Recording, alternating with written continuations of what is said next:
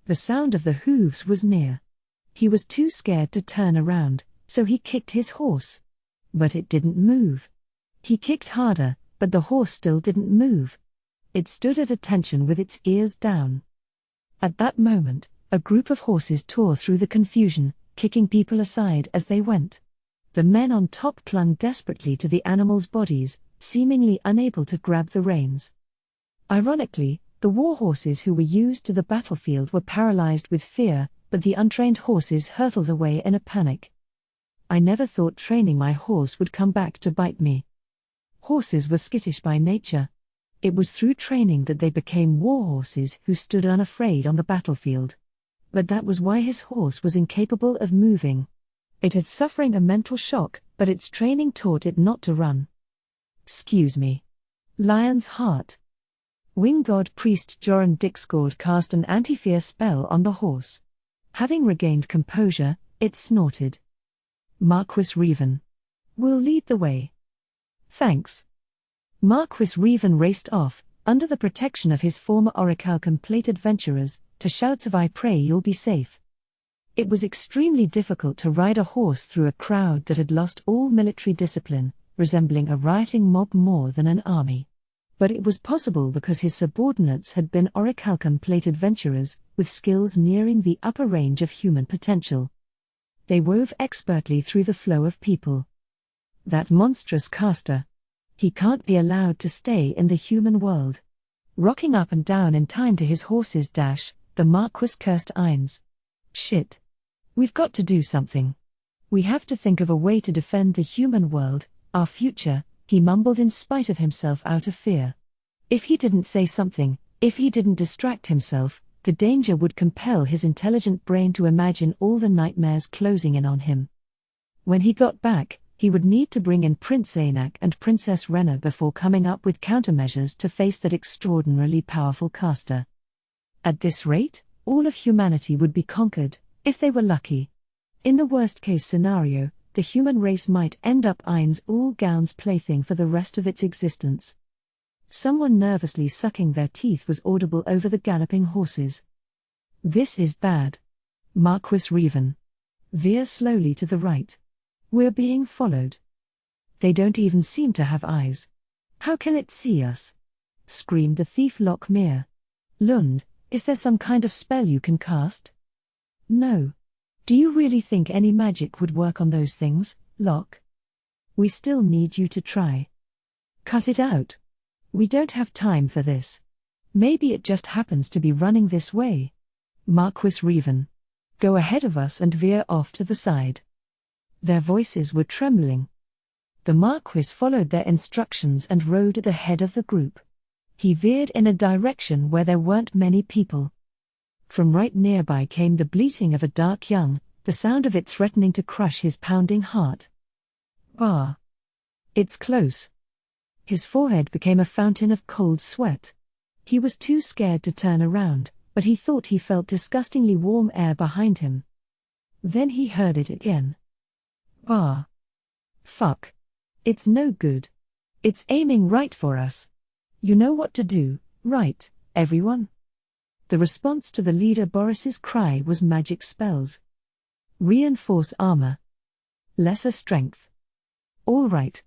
In that case, Marquis Revan, we'll go to intercept it. Please just run without looking back." There was only one thing he could say in this situation to his men who had overcome their fear. "Thank you. Okay. Let's do these." Rah!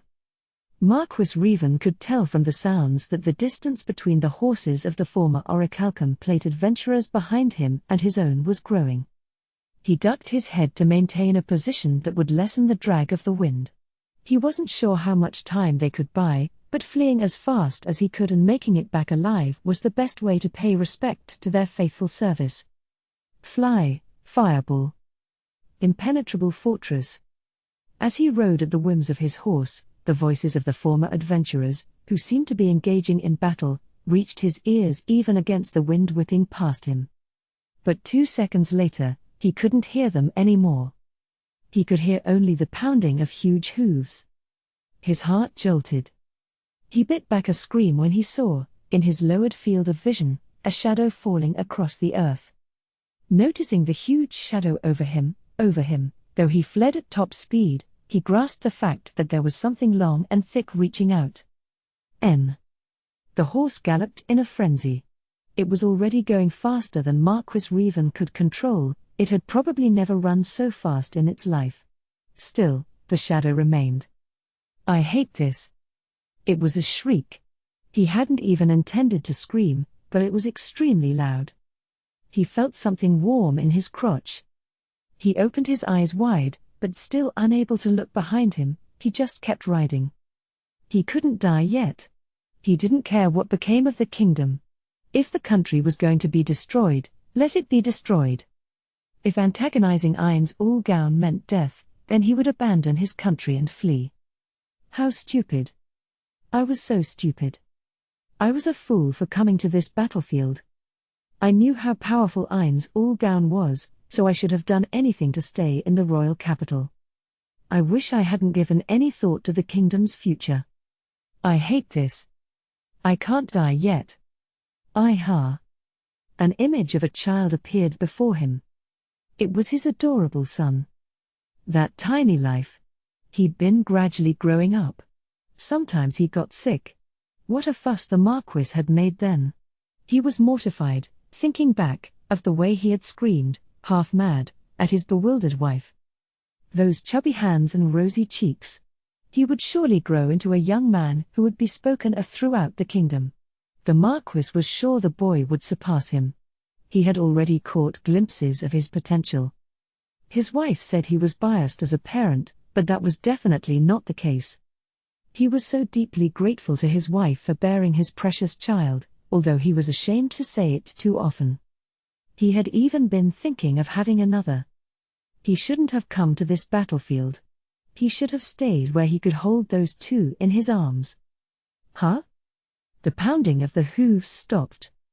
When Marquis Revan turned around, more out of curiosity than bravery, he saw the dark young had ceased moving, as if they were frozen.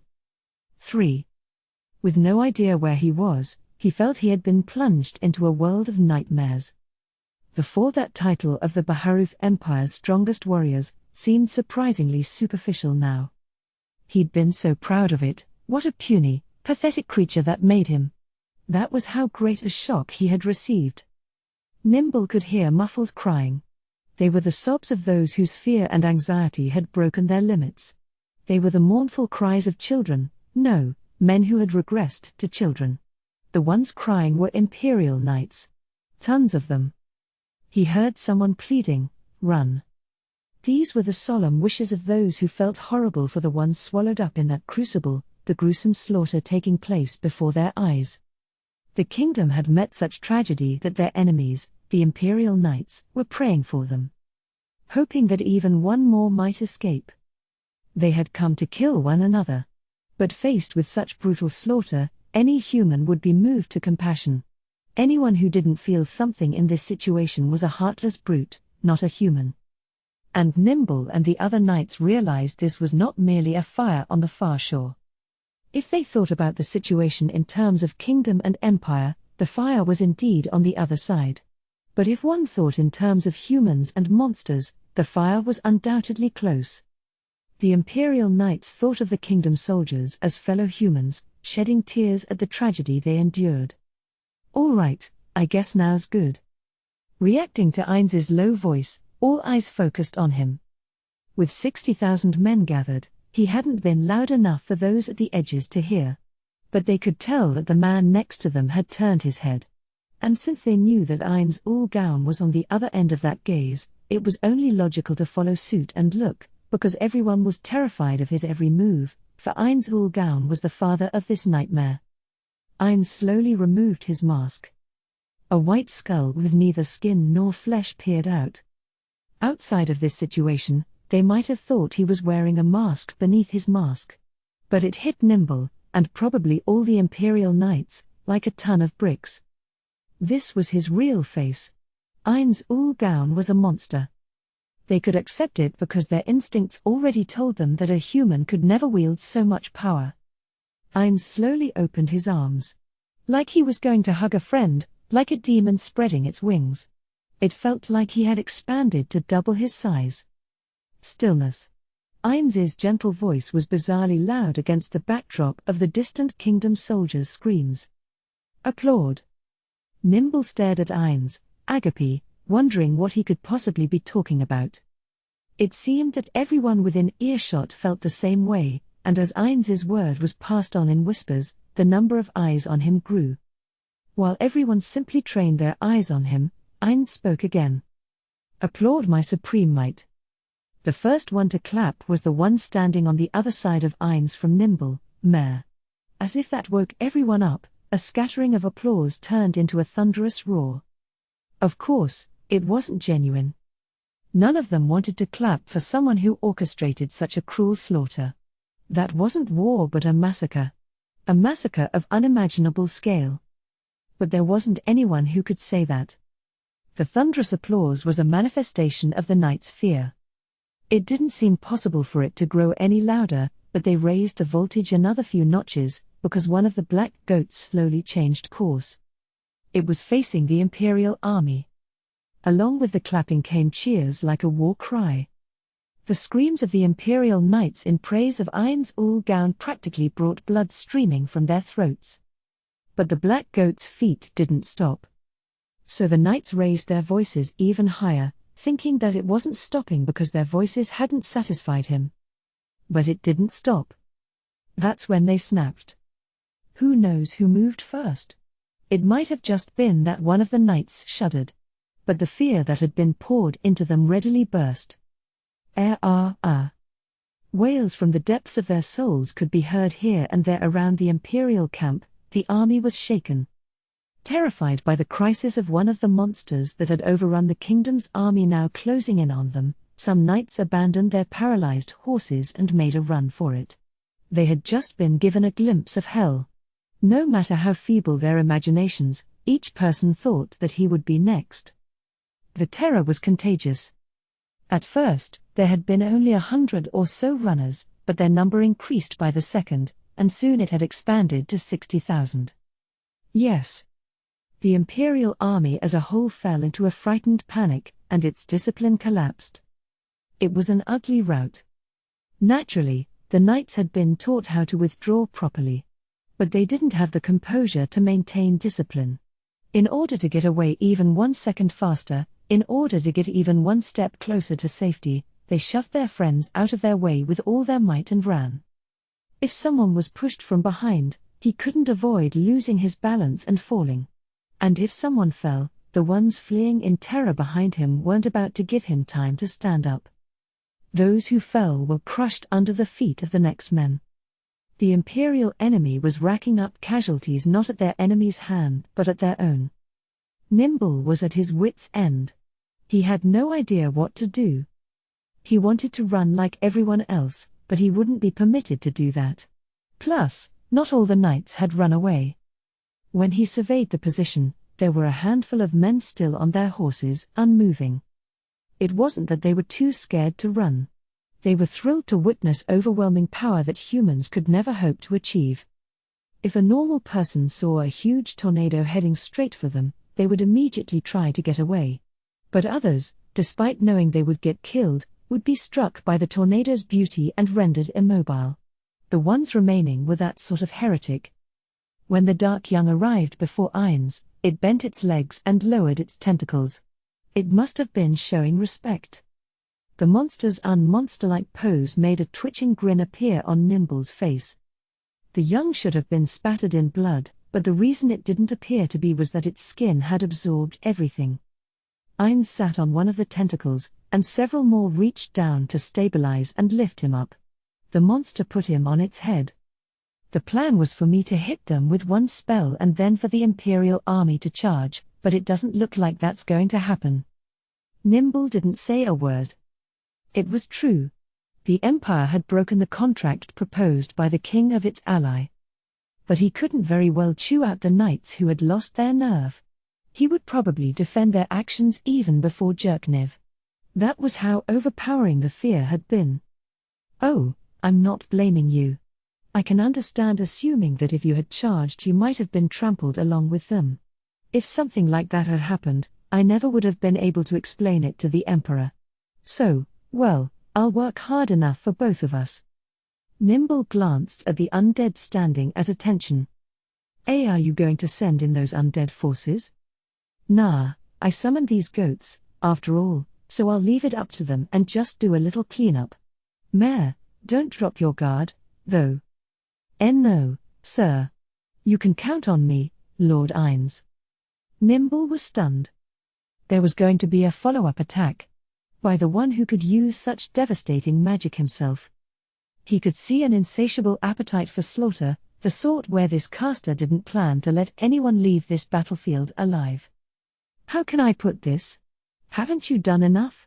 Are you a demon? He meant to whisper it, but his voice came out much louder than expected, and Ines, atop the black goat, turned his horrible face toward Nimble. As Nimble inwardly trembled in terror, Ines shook his head. Don't misunderstand. I'm an undead. He was explaining that he wasn't an evil-doing demon but a life-hating undead. That was why he wouldn't let a single kingdom soldier escape, to take more lives. It made sense, but it was also the worst reply possible. If Ines was slaughtering the living because he was an undead, then there was a perfectly good possibility that he would turn next on the Empire, another nation of the living. No, that was a future that would surely come to pass. Wondering what to do, under assault by confusion and fear, and lacking concentration, Nimble missed the last thing Ines murmured. Seems like we found who we were looking for. Ramposa III's position was at the rearmost area of the kingdom's army where countless nobles' flags fluttered. Until a little while ago, there had been a great many nobles around, but few remained. Most of them had fled, and those left could be counted very quickly. He wasn't angry at the court nobles for running away. You should leave me and run, too. You jest, Your Majesty. Please escape as fast as you can. If one of those comes, no one can save you. It was the vice captain of the Royal Select who gave the suggestion. Escape and do what? Your Majesty, even if you remain here, there's nothing for you to do. Return to Rantel, that's where the counterattack will begin, don't you think? Ramposa III smiled wryly. The suggestion grated on his ear. You have one thing right. There's definitely nothing I can do here. Under the circumstances, he wouldn't be able to rally the broken, routed army. And it wasn't just him, it would be next to impossible no matter how great the commander. Your Majesty. There's no time left. Men, get him out of here even if you have to tie him up. Gazif's subordinates leapt into action. Having decided that pointlessly remaining any longer would only endanger both his life and the lives of the others, Ramposa III stood up. All right.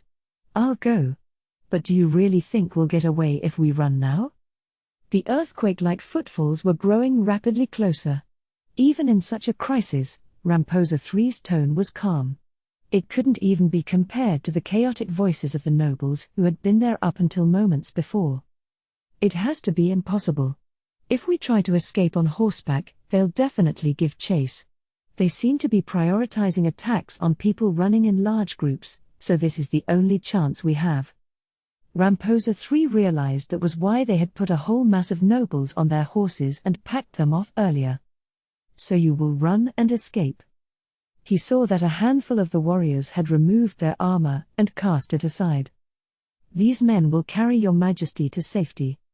What about you? Not all the men had taken off their armor. The vice captain and others were still wearing theirs. We're going to distract them by fleeing on our horses in the opposite direction. Ramposa III understood the warriors' feelings from the beautiful smiles on their faces. No. You're our country's treasures. Do whatever you must to survive. I need you to serve my successor. Of course. We're going to act as bait, but we don't intend to die. That was a lie. They did intend to die. No, they knew their fate was death. Ramposa III tried to persuade them, but the words wouldn't come out. Seeing their smiles, he felt like anything he said could only scratch the surface. The surrounding warriors began to remove Ramposa III's armor. A warrior in white armor stepped forward.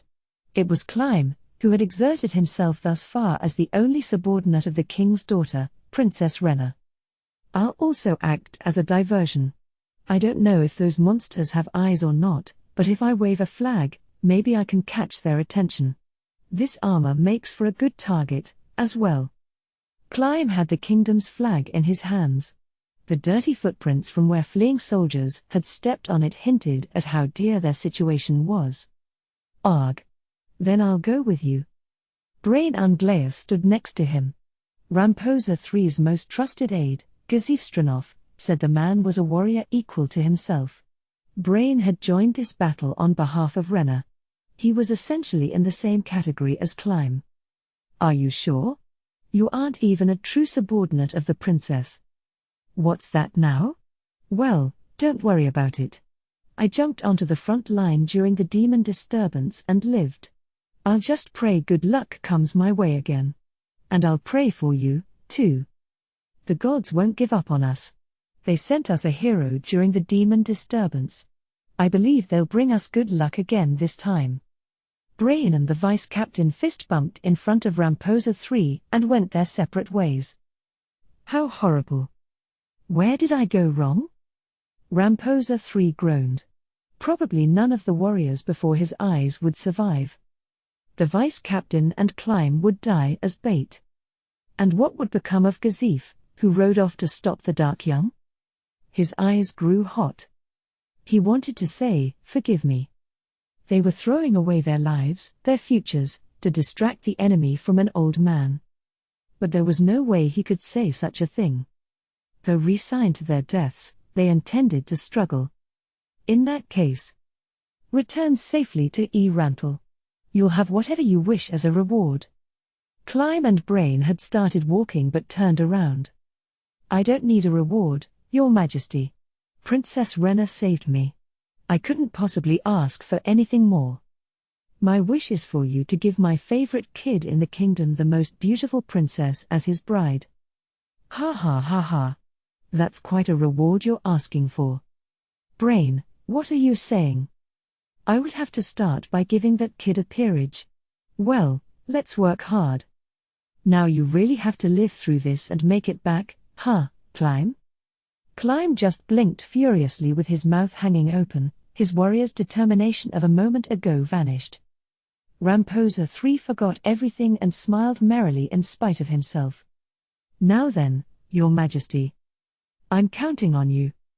Ramposa III's armor had been removed, so the warriors picked him up. Your Majesty. Whether we can escape like this or not will depend on luck. If anything should. Well, please forgive us. That's fine. I decided to use your idea. If our luck is bad, then there's no helping it. All right, Your Majesty. See you in Rantel. The vice-captain and the others rode off on their horses.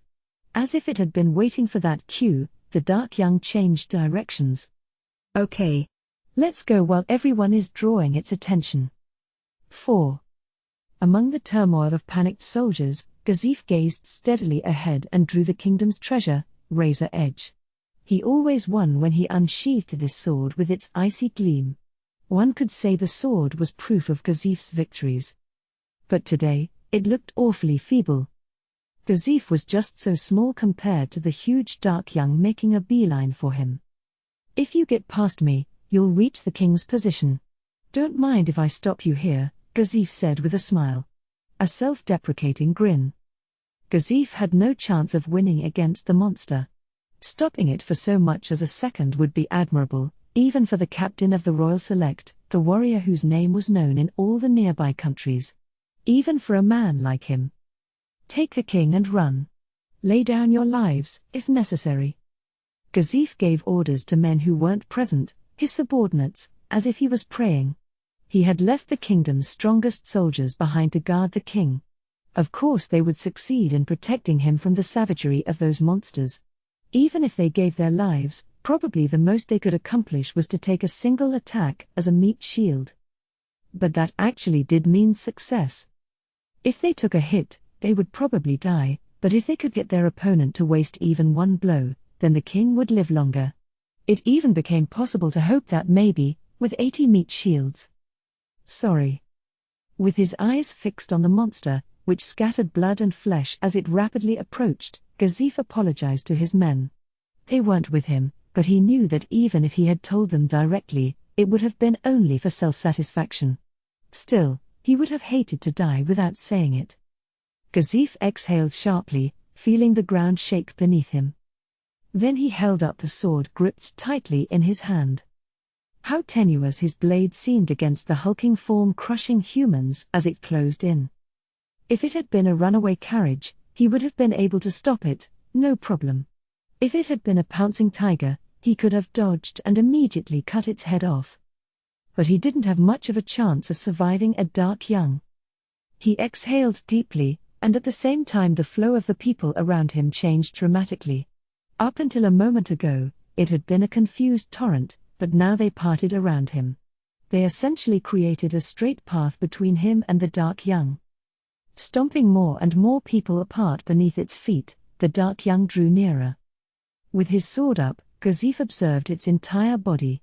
Where could he attack that would be most effective? He used the martial art to detect weak point. But no weak spots? Did that mean it really had no weaknesses, or that the gap between their abilities was so great that they couldn't be read? Gazif didn't know. But he didn't lose hope. That outcome was within the realm of the expected. He used another martial art. It was a fairly big move, an ability that could be explained as a boost to the user's sixth sense, possibility perception. The difference in their physical abilities was so great that even if he boosted his physical strength, he would close the gap only slightly. Instead, he figured it would be better to rely on something else, his sixth sense. Come on, monster. As if the dark young heard his voice and listened, it headed straight for Gazif. The distance between them shrank before his eyes. Let's be honest. Gazif was scared. If it would have been permissible, he would have rather run away with the other soldiers. Even with possibility perception, he didn't sense anything. It was like being hurled into a completely black night. Once the dark young was closer, he could observe its condition in detail. Given the lack of scratches on its hooves, it was possible a mere sword wouldn't be enough to cut it. Considering how deep the earth was dented when stomped, it was definitely enough weight to be instantly fatal. The better he understood the monster, the stronger his fear grew. Gazif was experiencing greater fear than all the panicked soldiers running around. But he wouldn't show his back. The strongest warrior in the kingdom couldn't run away. He deactivated possibility perception and steadied his breathing. The dark young was nearly upon him. It was close enough that the dirt it was kicking up reached him. It ignored the other soldiers as if they were bugs by the side of the road and dashed on a crash course toward Gazif. But they didn't crash. The dark young's body twisted as if it had hit a wall, and it moved to go around Gazif. It happened so suddenly the monster's gait was thrown off, and even though it had an extra leg, it still nearly lost its balance. Gazif didn't think for a minute that it had run from him on its own. Perhaps it had simply gone toward an area where there was more prey. It must have thought that by shifting its course to the side it could trample more prey. Shaking the ground as it ran, the dark young passed by Gazif. Because it went by only about a yard away, the ground beneath his feet shook as if he was in a huge earthquake. If it was anyone besides Gazif, they would probably have fallen down. He focused on the dark young's big hooves as it tried to run away and swung his sword. If it was running away so fast, it meant its own speed would turn into a slashing weapon. The moment blade met hoof, a tremendous shock went through his sword hand. It was so strong he thought his arm might come off. Stomping legs left two trails in the dirt as they receded. NNNNGH. Though he had avoided having his sword being ripped out of his hand, a sharp pain ran through his arm. The stress must have injured either his muscle or his tendon. With ragged breath, he scowled at the hulking form behind him. Not too far from Gazif, the dark young stopped for the first time since it had begun its rampage. A single tentacle overshadowed him. Fear pierced his entire body. Gazif promptly held his sword up.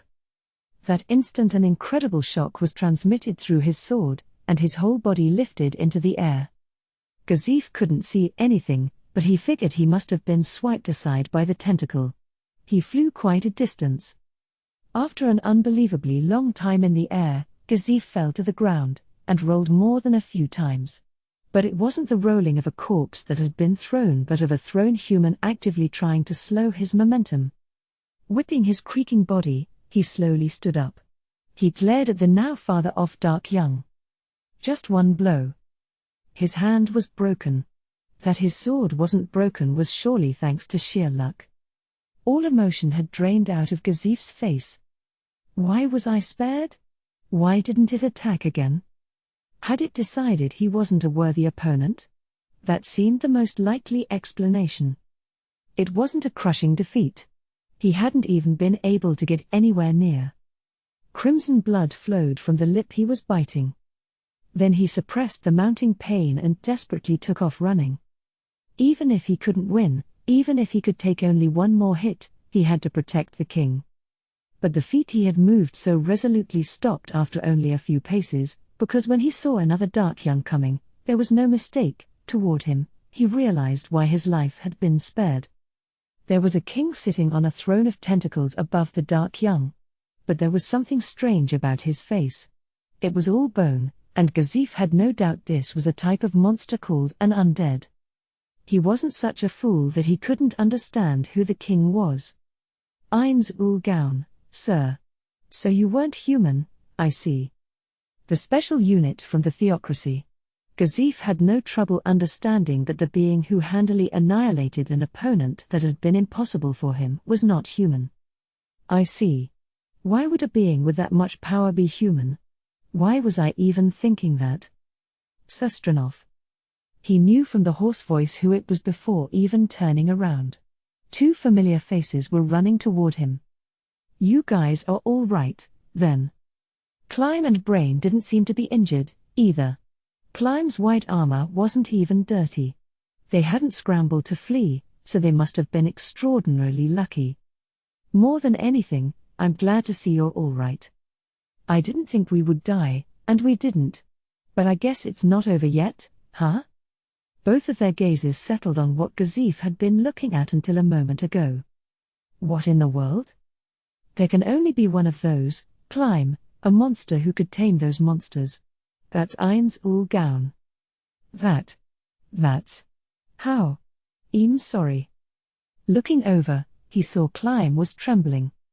The tense look on the boy's face told him the shivers weren't from excitement. Don't worry, Climb. It's nothing to be ashamed of. I mean, shit. He's the third ultra-powerful being now. What the hell has been going on with my life lately? Brain got into a fighting stance, exuding an overpowering swordsman spirit.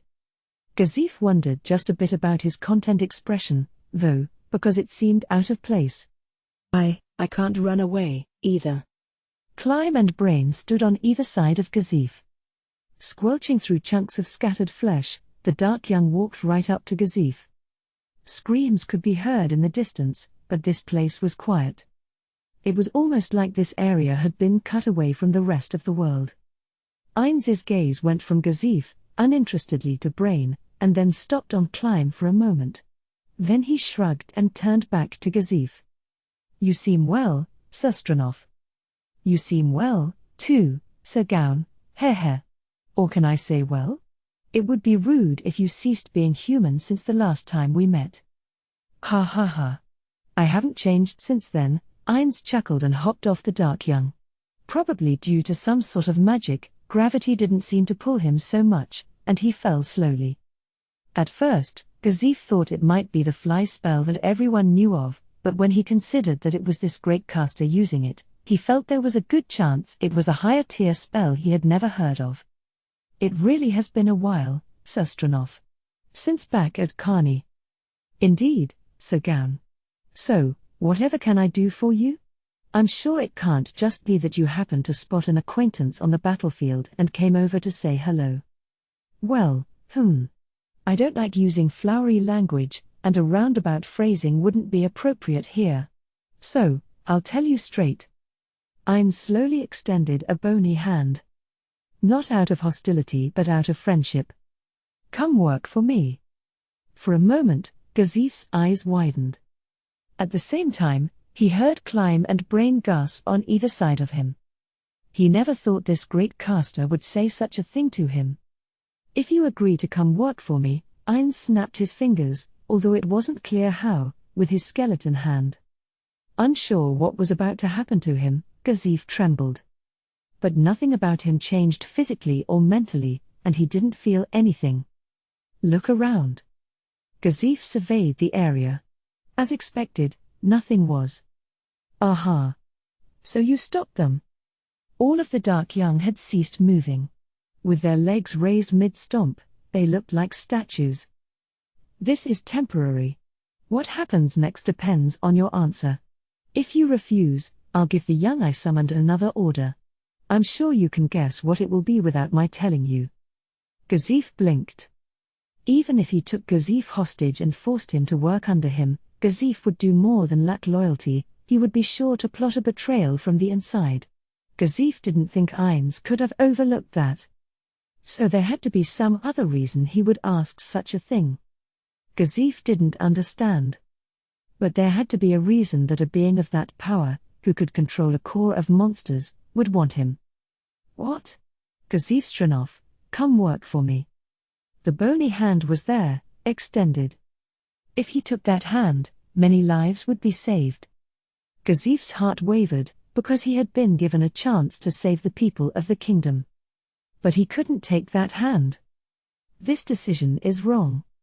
It's only for my own satisfaction. 100 out of 100 people would be sure to call him a damn fool. But Gazif still couldn't betray the kingdom. He emphatically shook his head. I refuse. His Majesty has favored me, and for that, I owe him. Thus, my sword belongs to the king. I cannot yield it to you. Even if more of his subjects die as a result.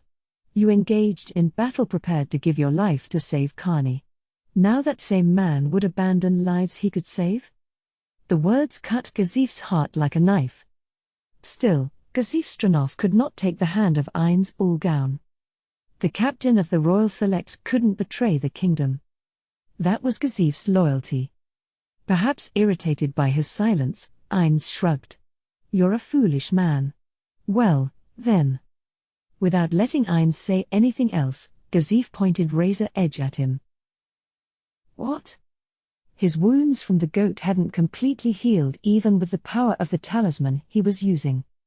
But that wasn't why the tip of his sword was shaking. Even so, Gazif was gushing fighting energy from his entire body. Sir Gaun, I apologize for this impudence as someone in your debt, but I challenge thee to a duel. Ainz's face had neither skin nor flesh. Since Gazif couldn't know what expression he was making, it was impossible to read what he was thinking. But he had the feeling somehow that he was dumbstruck. And apparently the other two behind him were, too. Even if no one spoke, their shock was palpable. Are you serious? Of course. You'll die, you know. I'm sure I will. And yet you still? I wasn't really planning on killing you, so you have a death wish? Well, I didn't think so, but here we are. What are you thinking? I can't understand your thought process. If you were challenging me because you knew you could win, I would get it. And in the case that you thought you had a chance. But you're convinced you'll lose. Have you lost the ability to make sane decisions? The enemy king has come within reach of my sword. I think it's only a matter of course that I would try to take his head.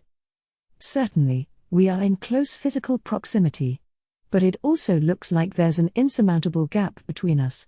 Are you calling me blind? One of the tentacles of the Dark Young behind Ainz whipped out and gouged the ground next to Gazif. With Gazif's dynamic visual acuity, he couldn't even see it happen. Maybe I am, Sir Gaun. Are you getting cocky because I said I wouldn't kill you? Gazif smiled deep down. I certainly don't intend to be, not one bit. I just want to do what I should as captain of the Royal Select, that's all. If you come at me, I will mercilessly destroy you. That's a fact. I bet it is. So I can say all that, and you won't change your mind? What a shame. As a collector, I'd rather not kill a rare one like you. Gazif didn't have the slightest intention of backing down. This was a 1 in a million chance. For starters, Ainz had so many subordinates, yet here he was in front of Gazif with no entourage. On top of that, he was so arrogant in his strength that he wasn't even moving to use the dark young behind him. A chance like this would never come again. His opponent was at unreachable heights. But here and now, this was the moment that reaching him might be possible. The next time they met, he would surely be surrounded by a crowd of guards, as befitted a caster who would be vulnerable in a close-quarters battle. He would never stand within a sword's reach. That was why Gazif challenged him to a duel. There was also one other reason. It would be betting on a very slim chance, but it was worth a shot. Gazif declared his intentions formally. King of Darkness, Ainz ul Gaun. I am captain of the Royal Select of the Re-Estais Kingdom, Gazif Stranov. And I challenge thee to a duel. Gazif. Captain. Finally unable to stand it any longer, Brain screamed and Climb moaned. But Gazif paid them no mind and continued. If you accept them, King of Darkness, I would like to designate these two as the witnesses of our single combat. Ainz shrugged. Gazif took it as permission to do as he liked and nodded. Wait. Wait, Gazif. I would die with you any day. I won't let you go alone. Your Majesty, King of Darkness, I beg you. I realize this is impertinent, but it's a wish from my heart. Would you fight us both at the same time? I'm sure it wouldn't be difficult for you. Hearing Brain's miserable screams, Gazif thought, yeah, I knew it. Brain's content expression earlier was that of a warrior who had made up his mind. He had resolved to be killed with Gazif by Ainz ul Gaun. But Gazif wouldn't accept that. He couldn't. Brain Unglaeus. You would sully my warrior's resolve? Brain looked shocked. Listen, Sustranov. I don't mind fighting both of you. That won't be necessary, King of Darkness. I am your sole opponent. You needn't lay a hand on either of them. The red flames in the vacant orbits of Ainz's skull gleamed brighter. I see. I've seen those eyes before. You have the will of a man who is ready to die. They're strong eyes. I admire them. Ainz spoke as if he was another human. All right. I accept your proposal. You and me in a one-on-one PvP match. Brain fell to his knees. Gazif couldn't see his lowered face, but raindrops were falling onto the red earth. I'm sorry, he mentally said to him. I'll give you back your corpse in pristine condition. You can use resurrection and... No need. At Gazif's reply, both friends and foe were speechless. I don't wish to be resurrected. I don't mind if you throw my body away here. He didn't think there was anything wrong with resurrection magic. But he didn't like it. A person had only one life to live. That's why the decision people made to risk their lives carried such weight. And it wouldn't be in the kingdom's interests for him to come back to life, either. If Gazif died, it would be announced both internally and externally that the king had lost someone precious to him. That might soften the anger directed at him by his subjects who lost someone in the war. This was the selfishly operating captain of the Royal Select's final act of loyalty. Ignoring the surprise around him, Gazif smiled, seemingly liberated. Then let us begin. You two, watch my last fight all the way to the end. Climb never imagined Brain would ever show such vulnerability. The Brain that Climb knew was strong, easygoing, and elusive. But the man hanging his head held not even a shadow of him. Still, Climb didn't think he was weak. Brain, aren't you going to do that for me? Gazif asked without turning around. Brain didn't move. Climb could sense his frustration from the way his hands clutched at the dirt. Still, he couldn't not say it. It's what Sustranov wants. He didn't think Gazif Stranov could win. That's why Climb and Brain had to fulfill Gazif's wish. Brain slowly stood up. So much heat. Climb nearly skittered back. Brain seemed to be giving off a fiery warmth. I've acted pathetic in front of you so many times, Climb. I'm all right now. I'm going to burn his heroic figure into my eyes. Thank you. What was the relationship between Gazif Stranov and Brain Unglaeus? Climb didn't know. Especially about Brain. He lost to Gazif and trained hard with the sword. That was the Brain that Climb knew, but he had the feeling their relationship wasn't so simple. Very well, Sir Stranov. May I see your sword? I'd like to examine it briefly, Ein said with utter calm, as if he was inquiring about the day's weather. Enchanted swords were invested with all sorts of abilities. To examine it was to examine the hand of one's opponent. Common sense dictated it was not the sort of proposition that should be accepted. Climb wasn't the only one to think that. Apparently, Brain felt the same, because his eyes went huge when he saw what happened next. Gazif turned his sword 180 degrees and offered the hilt to Ainz. Gazif, have you lost all interest in winning? Brain, don't be rude. The King of Darkness isn't that sort of person. Ainz took the sword and cast a spell. Then he smiled in high spirits. This sword's amazing. Ainz did what Gazif had done moments ago and offered him the hilt. Sir Stranov, how much do you know about that sword's power? I know everything. This sword is so impossibly sharp, it can cut gold like paper. What a pity. That's only the first thing it can do. What? What in the world do you mean, King of Darkness? In a word, it's a sword that can kill me. With that, we meet the basic criteria of having a duel. If I fought against someone who was wielding a weapon that couldn't even scratch me, it'd be nothing but an execution. How rude of me to have lumped you in with the sewer rats who barged into my home, Ein said as he suddenly pulled a dagger out of the air. Without a moment's hesitation, he pressed the dazzling blade hard against his face and dragged it across. But it didn't seem to hurt him at all. These kinds of things enchanted with weak magic can't hurt me. Incidentally, the amount of mana is the same as that sword you have, Sir Stranov. But that sword makes all that possible. It ignores all the common sense I know. I wonder, if I win, would you mind if I took it? Gazif winced. Give me a break. This sword is one of the kingdom's treasures. So this is a PvP match where we'll return any drops. Fine with me. I appreciate it, King of Darkness. After returning the sword, Ainz rubbed his chin pensively and then began taking steps away from Gazif one by one, as if measuring. This should be a relative distance of about 5 yards. Other than that, we don't have a countdown, so we'll need a signal. You with the white armor. Come up with some sort of start signal. Suddenly getting called on, Climb shuddered. I'm counting on you, Climb. Well, I have my magic handbells, so how about if I rang one of those? The two combatants silently nodded to show they accepted Climb's suggestion. Gazif aimed the point of his sword at Ainz's eyes and filled his body with energy.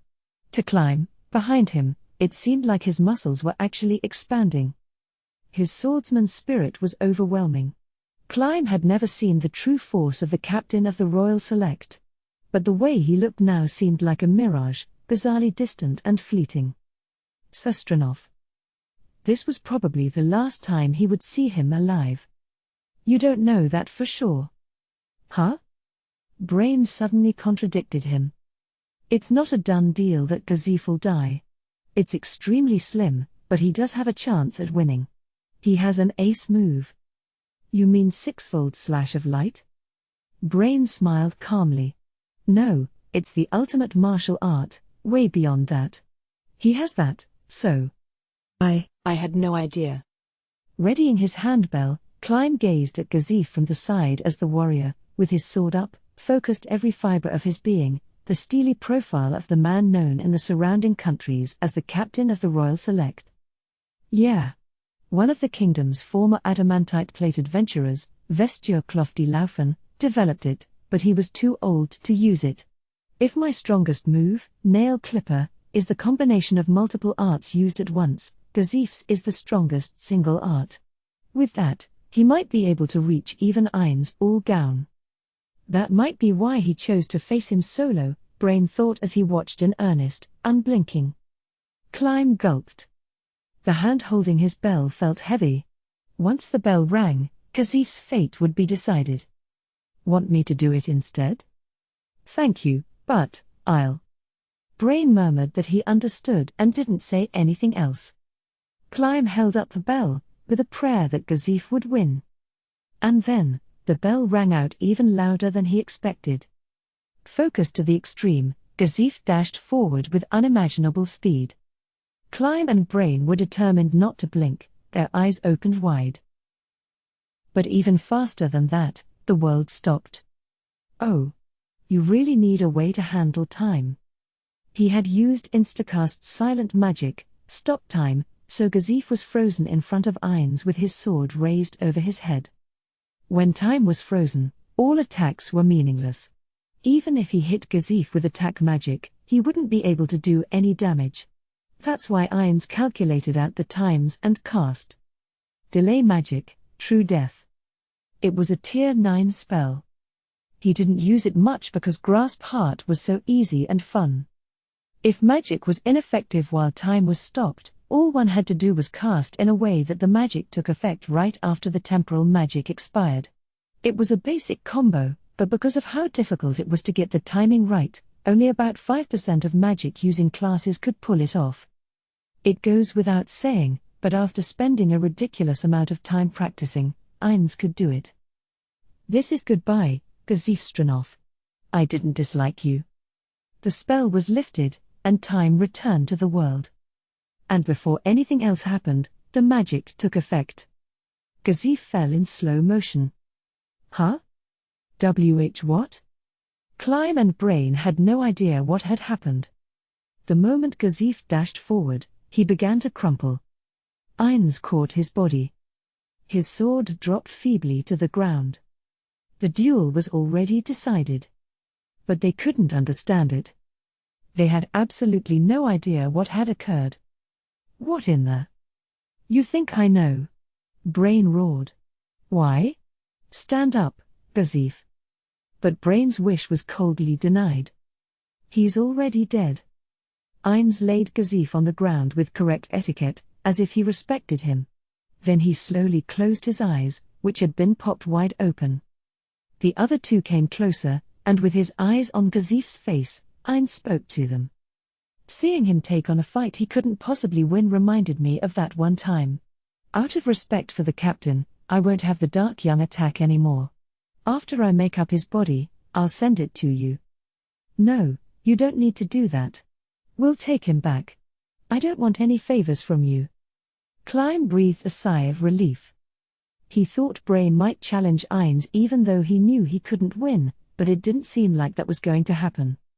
Ainz just said, "Oh," and abruptly straightened up. You can't resurrect someone from the insta-death spell I used, True Death, with a low-level resurrection spell. Also, tell the people of the kingdom, if you submit to me, I will have mercy on you. Ainz floated into the air. He showed them his unprotected back, but neither Brain nor Climb could do anything as shameless as attacking him. Ainz sat on the Dark Young's tentacles. It was like a horrific throne. If you turn over the Rantle area soon, these fellows won't rampage through the royal capital. Tell that to the king. The Dark Young whirled around and headed back toward the Imperial Army's position, although the Imperial Army itself seemed to have started withdrawing at some point. The other four also seemed to be making their way back. Climb, I have one favor to ask you. Do you mind if I take Kazif back? All right. I'll take his sword. So many people died. I wonder how many. What is going on? I don't know. But if a being like that is going to rule this land, there will definitely be another war in the future. And the casualties will probably be even greater next time. Following behind Brain, who had shouldered Kazif, Climb thought of the kingdom's gloomy future. He felt like Brain's prediction was undoubtedly right. What mattered, then, was what he should do in that situation. And what he was even capable of doing. And most importantly of all, I have to at least secure Princess Rena's future. Climb balled his fists tightly and made up his mind. He would do anything to protect his master. Epilogue. A freezing evening wind blew by. Brain Unglaeus's hair whipped in it, and his clothes flapped. Brr. His white breath and low murmur were scattered and carried away by a northerly gust. He felt like he was going to freeze to his core. Brain was alone atop the rampart tower the three of them had climbed before, deploying. There was nothing there but darkness. In the battle on Katsa Plain, the massacre, a huge number of the kingdom's people had died. He remembered running from the battlefield for dear life. The people who had fled looked so pitiful and ragged, their gaits unsteady. Even Brain, who had fought through many life and death battles, would never be able to forget the hellish scene caused by that single caster. Despite its walls, Rantle couldn't be called safe, but the soldiers who somehow managed to make it this far practically collapsed with fatigue, falling into a deep slumber. Up in the empty rampart tower, Brain exhaled deeply once again. Then he silently looked up at the sky. Man, I kind of don't care about anything anymore. He looked at his hands. The weight of that man's lifeless body still hadn't left him. Even if he tried to forget it, he couldn't. He had been a great warrior, as well as Brain's rival, one step ahead of him. The loss he felt, the loss of Gazif, was tremendous. Gazif was more to Brain than a good rival. Because that man had stood before him in the tournament, because he broke him back when he had such a big head, because of Brain's passion to defeat Gazif someday, those were things that made Brain the person he was now. Brain Unglaeus was birthed, raised, and trained by Gazif Stranov. Gazif's strength was the strength that Brain was meant to spend his life trying to surpass, just as a father existed as a wall to be overcome. But now the person he was supposed to surpass was gone. Gazif had towered before him like a mountain to the last. Shaltir Bloodfallen had shown Brain true strength. And for a time, he wasn't able to recover from it. He understood now that because he had been so confident in his strength, which he had made his sole foundation, he was fragile and weak when Shaltir shattered it. But Gazif was different. Eins ul Gaun. He must be as powerful as Shaltir Bloodfallen. Gazif stood before him and issued a challenge. Gazif didn't take him on in single combat for some pathetic reason like surviving. His attitude had been completely different from when Brain waved his sword recklessly at Shaltir, sobbing. Then why did he do it? I don't get it. Why didn't you run away? He painfully choked out the words. Why did you choose death? That monster was going to let you go. You should have built up your strength. Why did you? If I have to die, I wanted to go with you. If he couldn't surpass Gazif, his wish was to die beside him. Brain looked at the weapon on his hip. He'd been authorized to borrow razor edge temporarily. Drawing the razor-sharp blade, Brain used a martial art. Fourfold slash of light. It was the move that Gazif had used to defeat him in the tournament. 4 flashes sliced through the parapet. There was virtually no resistance, the sword was so sharp, it felt like cutting through water. I even learned this because of you. I admired you so much. I wanted to die together, if it was possible. Why didn't you let me fight beside you? Why didn't you tell me to die? Brain buried his face in his hands. The backs of his eyes grew hot, but the tears didn't fall. Just then, Brain heard the clacking of footsteps. He could think of only one person who would come here. It's true that you get sentimental with age. I don't think the sorrow of losing someone important to you has anything to do with age. It was the hoarse voice he expected. Sorry, Climb, for making you handle everything. Brain rubbed his eyes and sheathed his sword before turning around. Climb was standing there with a solemn expression on his face, still in his armor. Well, I probably wouldn't have been much use anyhow, right? And under the circumstances, there's probably no one trying to kill the king at the moment. So what's the latest? Since Prince Barbro still hasn't returned, the plan is to send out a search party tomorrow. Apparently, since they couldn't use soldiers, they would hire adventurers.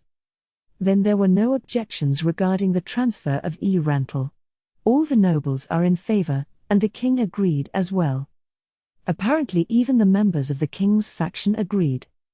The king's faction had gained power after the demon disturbance. That was how they had mustered such a large army for the war, but when that army suffered catastrophic defeat, there was major backlash. Moreover, none of the nobles would be harmed by handing over this area, which was a part of the king's domain. If it would help them stay alive, surely they had no reason to be against the deal. So this time, the king's faction lost power, while the nobles' faction grew stronger. What would happen next? Climb suddenly realized he was trembling. It wasn't anger but fear. Recalling what had happened, his fractured heart cried out, as if that absolute despair was still nearby. Just remembering it all frightens me. Had it only been the extraordinary strength of a person in crisis? Brain thought back to when Climb had stood beside him to fight the King of Darkness. Then he thought he might know the answer to his question. Hey, tell me. Why did Gazif challenge him to single combat? Climb looked at him questioningly. Brain wondered if he hadn't worded it clearly enough, but before he could even open his mouth to say more, Climb spoke. This is purely my personal thoughts, but would that be all right with you? Sure, tell me whatever you think. I think he wanted us to see. See what? The power of the King of Darkness, King Ain's Ulgaun. And, I think he wanted to create a future. A future? Yes. I think he wanted us to have some record, some strategy, for the next time. A shocking realization struck Brain from his head to his toes like lightning. There could be no other reason. Climb was exactly right. The man must have risked his life to draw out even the slightest bit of intelligence. Brain didn't think the King of Darkness would accept a close-quarters battle without an entourage. But Gazif had bet on the miracle of it happening once more. And who did he want to give that possibility to? Brain smiled self-deprecatingly. You couldn't even manage to think that far, Brain. Now that I know how Gazif felt, how should I live my life? When Klein could no longer tolerate the silence after Brain sank deep into thought, he asked, by the way, you aren't going to resurrect Sestranov? Gazif's not that sort of guy. And casting the spell didn't guarantee resurrection. He had heard that people who were satisfied with their life refused. The king won't accept that. Probably not, but he's not coming back. It's strange. It is. I don't understand what Sestranov was thinking. I can't help but think the right thing to do would be to come back and remain loyal. Oh? That's all right for you, Climb. If I die, don't resurrect me. With that dissatisfaction hanging over me, I wouldn't feel alive. I would want you to resurrect me. I want to devote myself to Princess Rena until there is nothing left. Of course, only do it if you can afford it. There was only one caster in the kingdom who could use resurrection magic. She would probably charge an astronomical, and fair, price to bring someone back. She made a special exception for the demon disturbance, since all the adventurers had formed a team, but usually resurrection required quite a lot of gold. It was an eye-popping sum that a commoner or soldier could save for all their lives and still never have enough. That applied to Climb as well. Brain didn't speak his thoughts aloud, that the princess would probably pay for it. His only reply was, I see. Another silence descended, and this time Brain broke it. I wanted to defeat him. Climb didn't say anything. And Brain didn't want him to. Even if he told Climb the whole story, it wouldn't matter. But for some reason, he wanted to spit it out, something that had been building up in his heart. A long time ago, I lost to him. So I wanted to win the next time. But it's impossible now. I can't escape. Brain looked up at the night sky. Damn it all. Brain. What should I do? What should I do with these thoughts of Gazif? Well, let's see. What am I fretting about, really? I have two choices. To follow his wishes or not. So I'll have to win. I see. There's only one answer. Brain broke into a savage smile and thrust razor edge toward the sky. Ha! Why would I do what you wanted? Brain roared from the pit of his stomach. You asshole, you chose death. You took the easy way out. I hope you're humiliated over there in the next world. Imgana, I'm gonna surpass you in my own way. Climb. Let's drink. Booze. We're gonna go nuts. Brain didn't know what to do. But he had no interest in inheriting Gazif's way of doing things and working. He would never best his rival that way. He knew he would remember Gazif time after time. But for just a moment, he wanted to forget him. Putting his arm over the shoulder of a bewildered Climb, he forced the young man to join him as he set off walking. His hands felt a tiny bit lighter. A brand new chapter. Everyone was waiting for spring. That was especially true in the farming villages, where they could feel the soil coming back to life, but it was true for those in the royal capital as well. Of course, the way they felt it was by the disappearance of firewood and other heating fees. But the day spring came to Rantel, there was only stillness. The main road was deserted, as if everyone had died. But inside the houses lining it with their shutters drawn, although looking closely, they were open a crack, the presence of people could be felt. They were peeking outside with bated breath. It was the day that Rantel was transferred to Ain's Ulgaun and became a city of the Nation of Darkness. The first castle gate opened, and the bells rang out in welcome. After an appropriate pause, the second gate opened, and the bells rang again. Between the second and third gates was the area where most of the people lived. The reason the residents hadn't fled the city was that they knew that even if they ran, their lives would be hopeless. Even those who had attained the status of master or craftsman in Rantel would have to start over as apprentice in a new city. In a city with history, vested interests existed as a matter of course. It was only natural that an outsider would start from the lowest level. In other words, even if they went to another city, most people wouldn't be able to find proper work and would spend the rest of their lives in a slum. Those with nowhere to run to, almost everyone, remained. But even these people would run if their lives were in danger. Of course they would. What they knew of their new lord, no, king, was that he was horrible. For instance, he was a caster who massacred the kingdom's army. For instance, he was cold-blooded and immortal. For instance, he was a monster who loved bathing in the blood of children. They had heard all sorts of rumors, none of them good. That was why they were all hiding behind closed doors, in the shadows of their windows, waiting to catch a glimpse of Ain's Ulgaun. Soon, his party came down the main road. Everyone who saw him was rendered speechless, because he looked exactly as the rumors said. The first person was fine. At the head of the group was a beautiful woman who shone like the moon.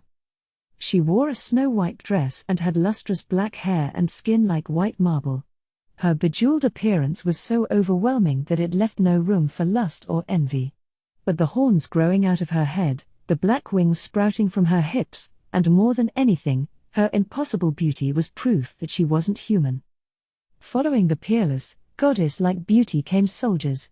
At that point, the residents shivered. From the differences in armor, they could tell there were two groups.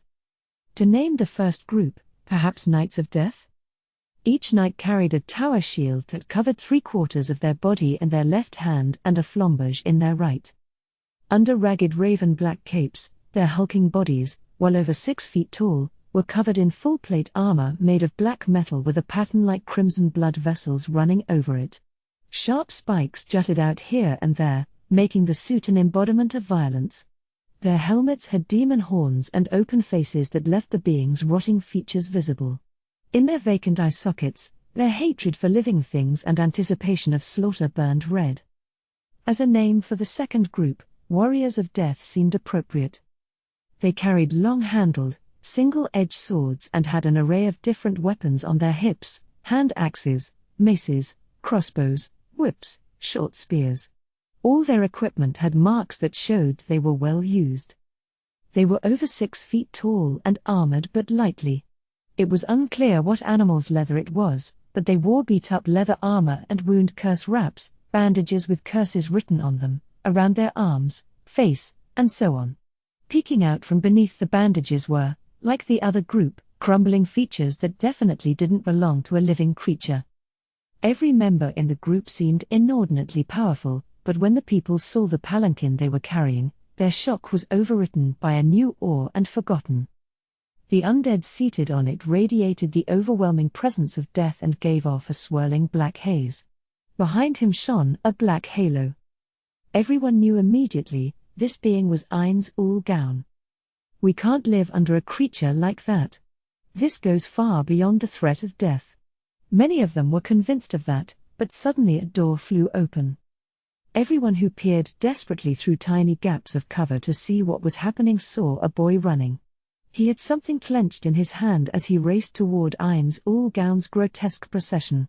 A deathly pale woman who seemed to be his mother was running after him. "Give Daddy back." His young, high-pitched voice echoed horribly loudly. "Give Daddy back, you monster." He wound up and threw something. It was a stone. The little rock he had been grasping flew toward the parade, probably at Ain's Ul-Gaun. Perhaps because the boy had been nervous, the stone fell far short of its target and rolled over the dirt. Coming after him, the boy's mother looked like she might drop dead at any moment, as though she fully understood what their fate would be. She scooped her boy up from behind, desperately trying to shield him with her own body. He's just a child. I beg you, please forgive him." The beautiful woman smiled in response to the mother's frantic plea. "We're saved." Anyone would think that and feel relief. It was such a gentle, motherly smile. It was disrespectful to Lord Ain's. The punishment is death. When had she taken it out? The beautiful woman was suddenly wielding a gigantic bardiche. Her strength was undoubtedly inhuman. It was easy to imagine how it would be used, and that imagining could be said to have been correct. "What a rotten animal you've raised. You should be ashamed as a stock breeder of how meager the price of its meat will be." Realizing what their fate would be as the beautiful woman approached, the mother squeezed her son tightly. "Please. My son, please at least spare my son. I don't care what happens to me. I beg you." "What are you talking about? I'm not going to kill you. Lord Ain's is not partial to senseless killing. I won't kill anyone who hasn't committed a crime. Relax and wait for that ground beef in your hands to be ready. My personal favorite is deep-fried meat patties." No one knew how she would kill the boy in his mother's arms. But although everyone knew the boy's short life would end in a few seconds, no one rushed out to try to save him. The onlookers wanted to avoid seeing the coming bloodshed, but they couldn't tear their eyes away. Both mother and child seemed bound by the beautiful woman's ghastly energy. They didn't move a muscle. "Regret your ill-mannered actions toward the loftiest one of this world and die." The moment she was about to swing her huge weapon, the ground jolted. The source was a giant sword that stuck into the earth between the pitiable pair and the woman. There was no one in this city who didn't know that sword, or its owner. The living legend. The undefeated warrior. The great, kind hero. Upon the arrival of the one person who could save the poor mother and child, everyone shouted the name of the sword's owner in their minds. It was the dark warrior, Momon. The man clad in raven-black armor leisurely appeared on the road and pulled the sword out of the earth. He waved it in a huge arc to shake the dirt off. He already had a sword in his other hand, falling into a combat stance as he faced the beautiful woman. "You're being awfully rough on a kid who threw a stone. No one's going to want to marry you." "How rude, but when it's you saying it, I feel ahem. If someone has been disrespectful to Lord Ain's, it doesn't matter whether they're an adult or a child. They must all die." "And what if I said I wouldn't allow that? I would consider it a revolt against the king of this land and crush you." "I see. Well, that's not bad. But don't think you can take my life so easily. Know this is the place you'll die, then come at me." Momon dexterously brandished his two swords and prepared for battle. His bold, and not only that but commanding, attitude was appropriately heroic. "You guys, protect Lord Ain's," the beautiful woman ordered the warriors who had backed up with the palanquin. Then she held up her bardiche. The spectators' feeling that Momon could win for sure was negated by the equally intense opposing forces. They knew instinctively that this woman was as powerful a warrior as Momon. The fighters closed the distance between them slowly, by fractions of a stride. The one who diffused the volatile atmosphere was Ainz ul Gaun himself. Perhaps by magic? He silently flew out of the palanquin and alighted on the ground, then grabbed the beautiful woman's shoulder from behind. Lord Ainz. Then he brought his face close to the woman's ear and whispered something. Her face melted into a gentle, lovey smile. Understood, Lord Ainz. I'll do as you say. After bowing to Ainz, she pointed the bardiche at Momen again, but there was none of the bloodthirstiness of before. I didn't ask your name. Tell me it now. I'm Momen. I see. Momen. I ask you, do you think you can beat us? No, it'd be impossible. If I went in meaning to die, I could probably only kill one of you. Hearing that, the people of the city were assailed by despair. Such a great hero could kill only one of the monsters. And if I fought at full strength, lots of people would die in the resulting battle. I can't do that. What a fool you are. You have such outstanding power, and yet for these weaklings, you would, oh, I seem to have spoken in vain. Apparently, Lord Ainz has a proposition for you. You should be grateful. Say you surrender to the army of Nazarick. Are you out of your mind? How rude. Lord Ainz has no intention of ruling this city through slaughter and despair. It's not as if he gains anything by killing humans, you know. But even if he said that, the people here won't believe him, so you must work at his side. What do you mean? Going forward, there may be others like that imbecile who threw the rock at Lord Ainz. If that happens, take off that person's head. That way, Lord Ainz won't have to make the innocent people of the city suffer. All you need to do is stand watch. I see. So I would serve close to him as an observer? Not quite. As I said, you will kill rebels with your own hands. He's telling you to be a representative of the city, as well as the law enforcer. I have no interest in following your evil laws. We're not planning on enacting any that are so evil. So what will you do? If you won't devote your sword to Lord Ainz, you're a dangerous individual, meaning I'll have to kill you now, no matter how many bystanders become involved. Momen looked around. I was traveling on my way somewhere else. I didn't plan on becoming anyone's underling. If that's your answer, that's fine. Then shall we begin our deathmatch and wrap up all these humans in the ensuing battle? Wait. Don't jump to conclusions. I haven't said what I'm going to do yet. Also, I have a partner. What will happen to her? She can serve with you. What other answer could there be?